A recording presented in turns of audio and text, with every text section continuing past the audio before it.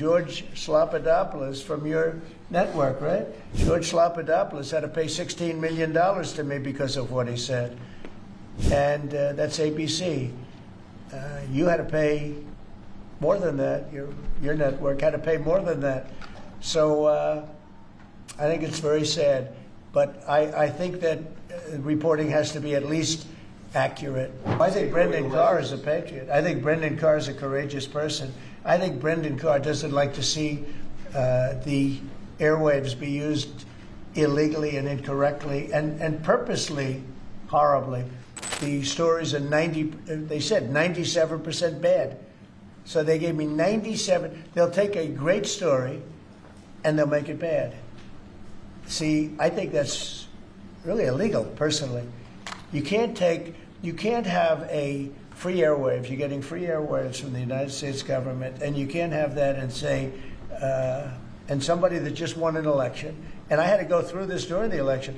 I think it's a miracle that I can win when 97% of the stories on the networks are bad, or whatever it may be, whether it's 89, doesn't matter. It's a tremendous number. You know it, you report it all the time, and it changes. But when you have that kind of a negative reporting, fake negative reporting, when they take a great story and they make it into a bad story constantly, that's what they do. Look, 60 Minutes took Kamala's answer and they threw it out and they gave her a different answer so that she sounded competent. When things like that happen, George Slopadopoulos from your network, right? George Slopadopoulos had to pay $16 million to me because of what he said. And that's ABC. You had to pay more than that. Your network had to pay more than that. So I think it's very sad. But I think that reporting has to be at least accurate to an extent.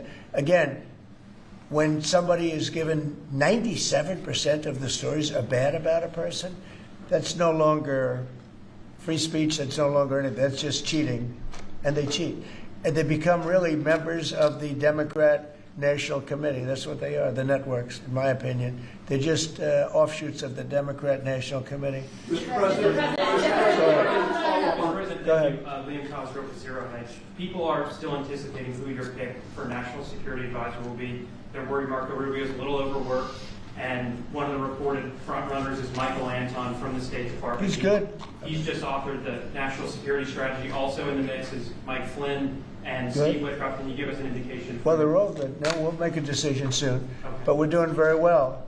You know, I settled 7 wars, more than that, I think. But actually, we settled 7 wars. I have, we're working on Gaza, it's a tough one, but we'll get it done somehow. And we're also working with Russia and Ukraine. They hate each other so much you wouldn't believe it. President Putin and President Zelensky, they hate each other to a level that you wouldn't believe. So I'm having a little bit of a problem with that. And are you considering Stephen Moran for Fed chair?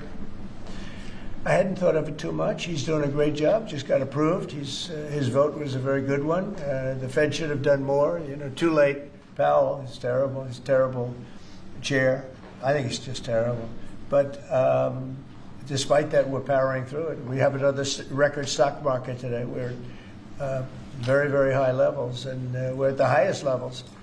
So we're setting records. Many, many days during my administration, we've set records, and we'll see what happens with 50,000. 50,000 is a pretty big number. Never come close. We're not so far away from it. So that's because they see what's happening. Not so much what's happening exactly right now, but they see all the plants that are being built. They see the kind of investment that's going to be made. When you take $17 trillion, so Biden had $250 billion, okay? Or putting a simpler way, they had much less than $1 trillion, but they had less than $1 trillion for 4 years. I have $17 trillion for 8 months. Nobody's ever seen anything like it.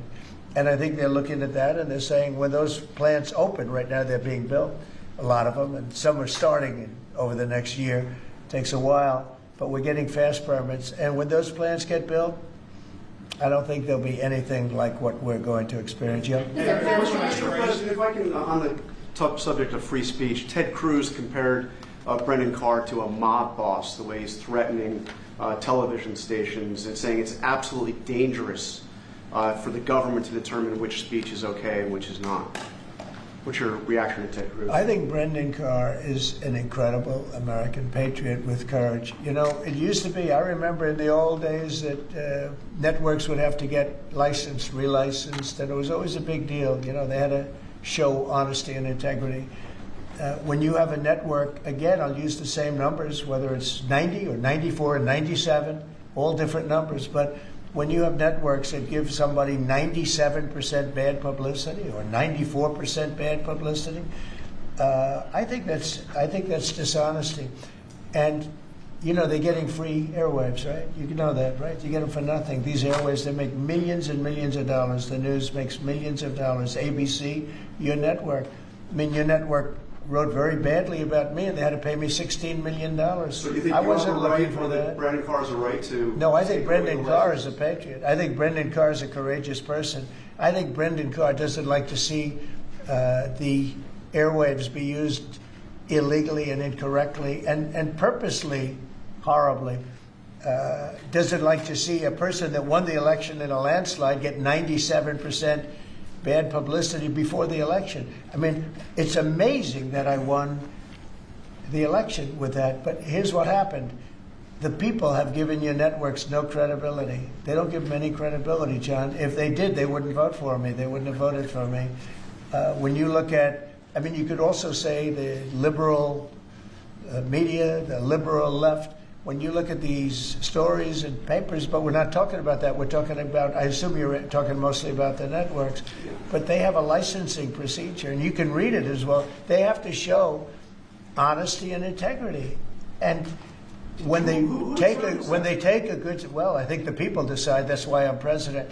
When they take a great success, like you often do, and you make it into like it's a loser, or you put a negative spin on it, I don't think that's right. So I think Brendan Carr is a great American patriot. So I disagree with Ted Cruz on that. Will you be at the UN next week? You're going to the UN? I'll be at the UN. I'll be making a speech, yes. And are you meeting any other world leaders? Many of them. Can you tell us? Well, I'm meeting many of them. They're being set up. What is your goal from attending that meeting? What do you hope to get out of it? World peace. Nobody's done a better job than I've done in world peace. Nobody's settled so many wars as I have. You know, I've been here probably a little bit more than 8 months, and I've settled 7, and that doesn't include the destruction of a vast potential nuclear disaster in Iran, which we wiped out totally. As I say, obliterated. We obliterated it. It's been turned right with this beautiful plane right here. We just ordered some more of them, by the way.